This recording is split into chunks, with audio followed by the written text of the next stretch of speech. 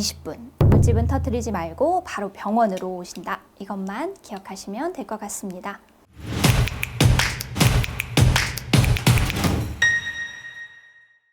안녕하세요. 피부과 전문의 박세영입니다.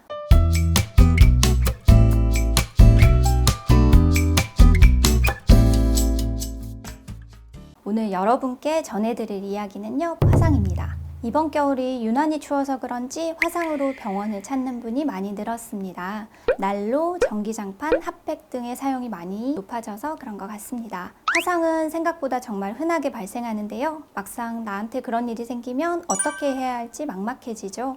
보통 별거 아니라고 생각해서 집에서 며칠 방치하시다가 뒤늦게 병원을 오시는데 이때는 이미 많이 진행돼서 오랫동안 고생하시는 분들이 많습니다. 반대로 초기 대처를 잘 하시고 빨리 병원에 오셔서 금방 치료가 마무리되는 경우도 있고요. 화상 초기에 어떻게 하시는지에 따라서 결과가 달라질 수 있습니다. 그래서 오늘은 화상에 대처하는 방법과 피부과에서는 어떻게 치료하는지 Q&A를 통해 알려드리겠습니다.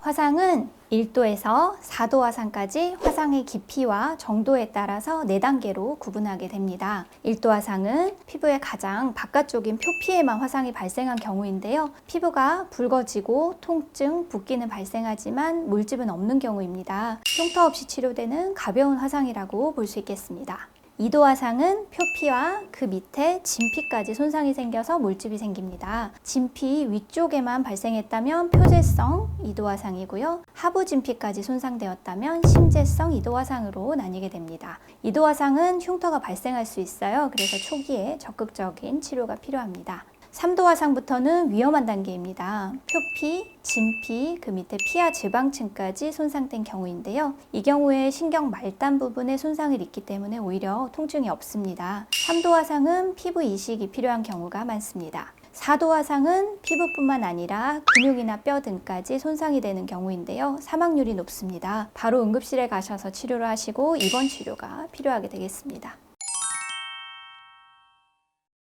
일단 화상을 유발하는 원인을 빠르게 제거한 후에 15도 정도의 흐르는 물 20분간 충분히 식히는 것이 좋습니다. 흐르는 물이 화상 부위를 식혀주고 주변 조직으로 열 손상이 퍼지는 것을 막아주는데요. 보통 흐르는 물에 이렇게 넣고 있으면 안 아파서 금방 빼버리시거든요. 그러면 다시 후끈거리는 통증이 발생하게 됩니다. 화상 부위를 충분히 식힌 후 물에서 뺐을 때 통증이 없어질 때까지 충분한 시간 동안 식혀주는 것이 중요합니다. 또 빨리 식히려고 수압을 세게 하면 화상 부위가 더 손상될 수 있어요. 그래서 수압은 너무 세지 않게 조절해 주시고요. 또 옷이나 스타킹 위로 화상을 입어서 옷을 바로 벗거나 제거하기 어려운 경우가 있을 수도 있어요. 이때는 옷을 입은 채로 흐르는 물에 식히는 것이 좋습니다. 무리하게 옷을 제거하려다가 물집이 벗겨져서 감염이 심해질 수 있기 때문에 주의하셔야 되겠습니다. 아이스팩으로 화상 부위를 식히는 분들도 있는데요. 이 방법은 추천드리지 않습니다. 그 이유는 화상 부위의 혈관이 수축하고 혈액순환이 잘 안 되게 되는데 이때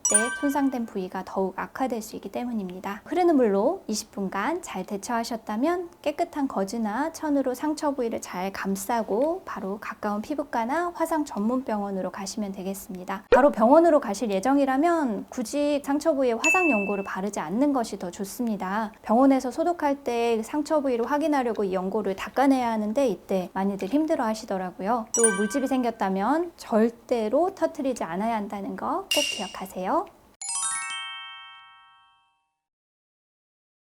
절대 아닙니다. 이런 민간요법을 사용하는 오시는 분들이 계시기도 하는데요. 생각보다 많이 위험합니다. 바로 2차 세균 감염의 위험성이 높아지기 때문인데요. 더 심한 손상을 유발할 수 있기 때문에 절대로 하셔서는 안 됩니다. 간혹 소주는 알코올로 소독하는 거니 괜찮지 않나? 이렇게 생각하시는 분들도 있으세요. 하지만 오히려 상처 부위를 자극하고 모세혈관을 확장시켜서 더 심한 통증을 만들게 됩니다. 소주도 안 됩니다. 먼저 생리식염수를 적신 거즈로 화상 부위를 깨끗하게 만들어줍니다. 물집이 큰 경우에는 소독하고 바늘로 가볍게 물집을 터뜨려서 진물을 제거하게 되고요. 물집 표면을 최대한 유지하면서 덮어놓게 됩니다. 만약에 물집이 벗겨진 상태로 오셨다면 상처에 딱 맞는 드레싱 제제를 이용해서 피부를 보호하게 되는데요. 매일매일 화상 드레싱을 하면서 상처가 가장 잘 회복될 수 있는 환경을 만들어주는 것이죠. 그렇지만 염증이 심해지고 가피가 생기는 경우도 있습니다. 이땐 주사 마취를 하고 가피를 제거하는데 이 경우에는 흉터가 생길 수 있어요. 심한 경우에는 피부 이식을 하기도 하고요. 이렇게 진행되지 않게 매일매일 오셔서 소독을 잘 받는 것이 중요합니다. 그리고 피부과에서는 화상 부위에 헬륨 네온 레이저 치료를 하기도 하는데요. 이 레이저는 피부 조직의 신진대사를 원활하게 하고 피부 재생을 유도하는 효과가 있습니다. 오늘은 이렇게 화상의 분류와 초기 대처법, 그리고 피부과에서 화상을 치료하는 방법까지 알려드리는 시간을 가져보았는데요. 흐르는 물에 20분, 물집은 터뜨리지 말고 바로 병원으로 오신다. 이것만 기억하시면 될 것 같습니다. 오늘 내용 도움이 되셨나요? 도움이 되셨다면 구독과 좋아요, 알림 설정 부탁드릴게요. 지금까지 피부과 전문의 박세영이었습니다. 감사합니다.